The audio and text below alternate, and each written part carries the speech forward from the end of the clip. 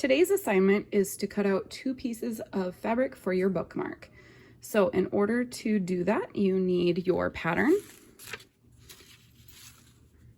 You need 2 pieces of fabric or 1 piece that's big enough to cut out your pattern twice, a pair of shears, and your pin cushion with some pins. The first step is to lay out your fabric nice and flat. You do not want your fabric to be bubbled or have creases of any sort, so make sure that's flat.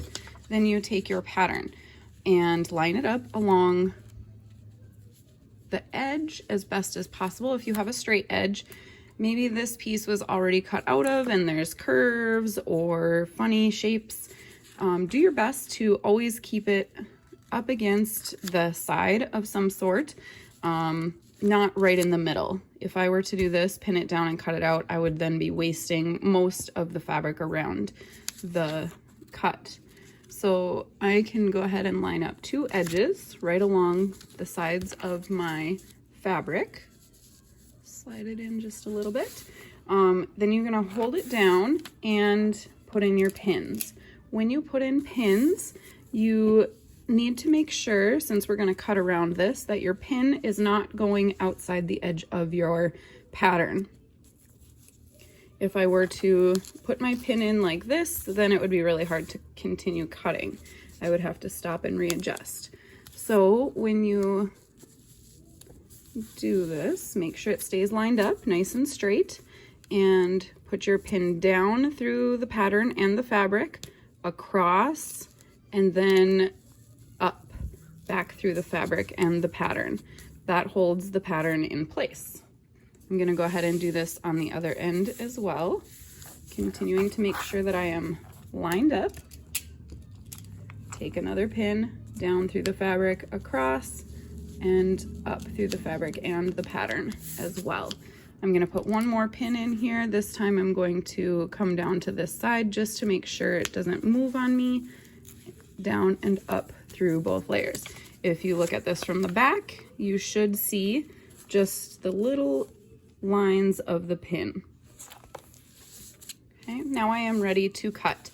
When you cut, you should always be cutting straight out from yourself, from the side of your body.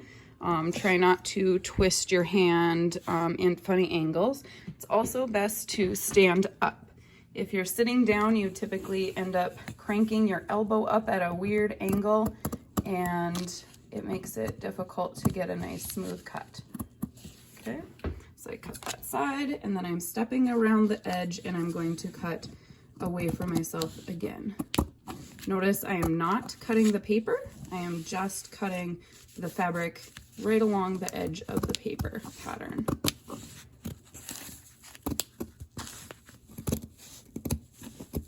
Okay, when I'm all done, I can check from the back, make sure everything looks smooth and proper, and then I can go ahead and take my pins out so I can change my pattern onto my other fabric. I've decided to do this in yellow and the second one in pink. So it's going to be the same steps. I'm going to line up my pattern along the edge of my fabric as close as I can to save space. Go ahead to put a pin down, across, and up through the fabric and the pattern. Come over to the other corner here. Down, across, and up through the fabric and the pattern, and 1 last pin in the center here.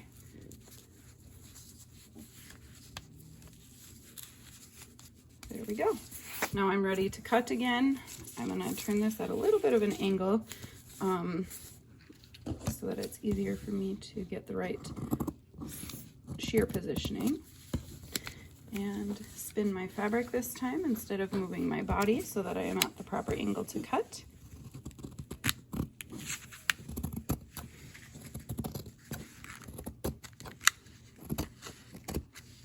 There you are. Now you have a chance to take your pins out.